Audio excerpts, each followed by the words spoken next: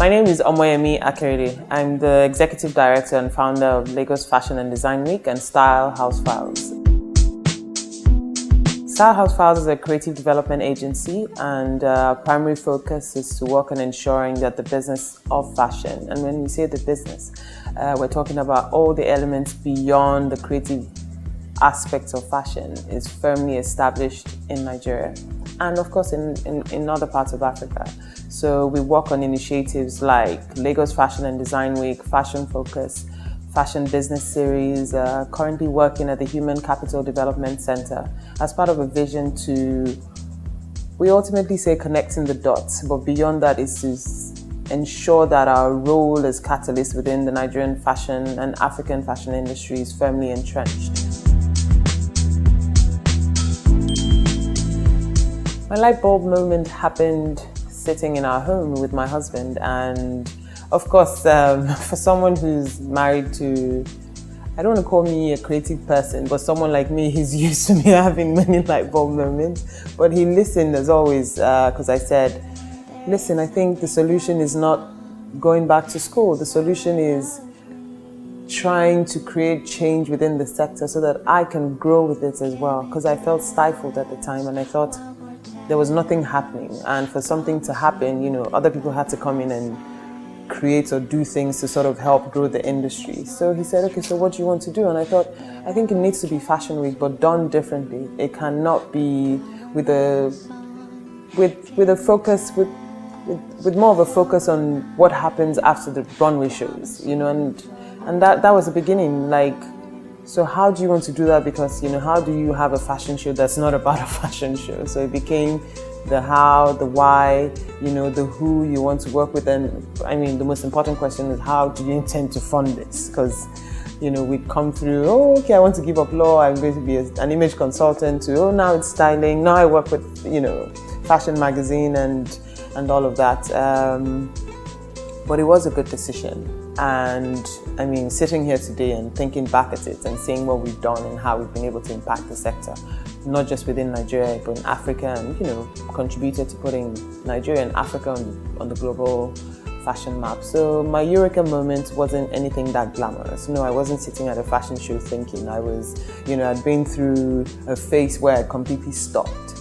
It was, I'd realized that, I was pregnant again and was about to have our third baby. And I was thinking, and with every phase like that comes a rebirth, a rethink, am I where I'm supposed to be and what I'm supposed to be doing? And I stopped everything. And I called, my partner at the time, Bola Balogun, and I thought, you know what, you're right, and currently now she's doing something else, and then I went into doing this. I tell everyone around me, never be afraid to stop and go back to the drawing board. I'm not afraid. If things are not working, I always say as well that there's so many ways to get to a particular destination, but oftentimes we're stuck because we think it has to be our own way, or we think it has to be only one way. But there's nothing wrong with, stop everything. And when I say stop, go to a quiet place, withdraw into your inner self, ask questions, pray, do what you need to do to ask, what am I supposed to be doing now, and how am I supposed to do it?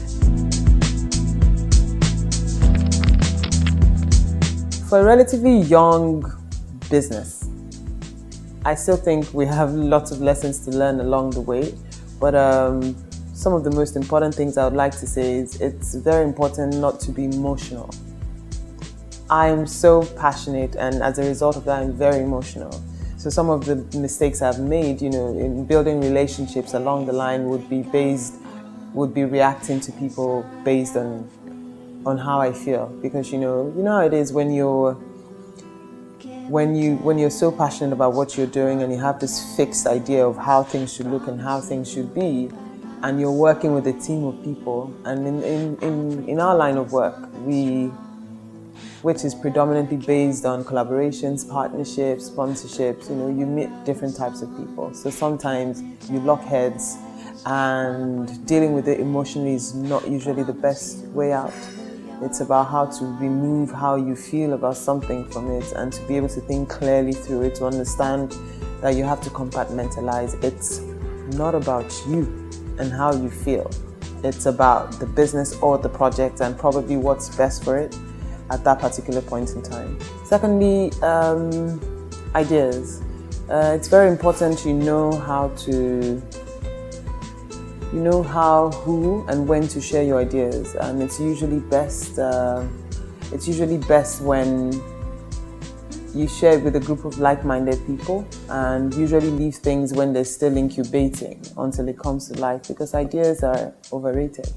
Everyone can have an idea. It pops into people's heads, and it's just who goes to market with it first and executes whatever the vision is. It's also important. I've also learned that hard work is really important. The biggest mistake I've made in business has been my desire or my innate ability to want to control everything that happens around me. So I'm very bad at delegating. And invariably what that does is it limits the number of projects you can work on at a particular time. If you want to do so many things at the same time, but you want to you want to be able to do everything or micromanage people, it's not a very healthy thing. And I would say that it's probably slowed us down. And feeding off on the back of that has been the desire to sort of expand the business within a perfect environment. And that means, we've always wanted to work in retail, but we've always said we won't go into retail if manufacturing is not sorted, which manufacturing in itself is a huge project. So who says that, And since then, I know countless businesses that have started and they're successful as well, either doing e-commerce or, they've opened their own stores, or they're doing amazing work, So it's important you just start and stop waiting for the perfect environment or a perfect condition or a perfect situation before you start something.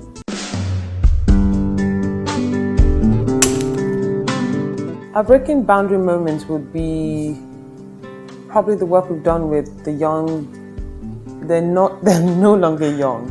If we look at designers like Orange Culture, I Am a Seagull, Kenneth Eze, if we look at brands like Mina, and some of the brands that have come through the Young Designer of the Year project or Fashion Focus, who have actually been able to take their brands from that sort of we're young, but to being able to make a definitive statement.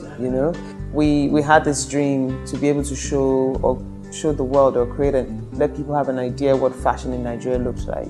And we thought a pop-up shop would be ideal, so we approached Selfridges. Selfridges is a departmental store in the UK to work with us on a pop-up featuring designers from Nigeria.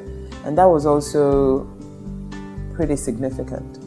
Significant because it showed not just us, it showed Nigerian designers that it is possible to see your work nestled or sitting side by side other international brands, from Victoria Beckham to even emerging brands like Peter Pilotto, Mary Catherine Zhu, designers from all over the world.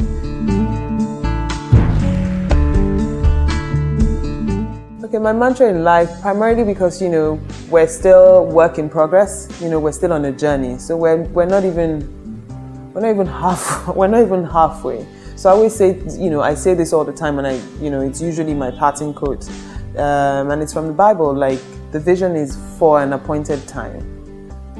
It is the culmination of everything you're supposed to be, of who you are, of the work you're supposed to do, of your contributions to society is for an appointed time. But sometimes we fret a lot thinking, is this how we're supposed to do it? Is it now? It has to be now. So write it down, whatever that vision is, write it down, make it simple, so that whoever comes across it, reads it and understands it. And that though it tarries, it will surely come. It will come. It will come in the fullest manifestation of time, at the right time. So if it's not happening now, it means it's not yet time. There's so much more. Our dreams are larger than who we are. My dreams are larger than life. And you sometimes just have to hold yourself in and try to contain it. And if things don't work this way, don't get stuck in that way. Just move a little bit, because the vision, you know what it is.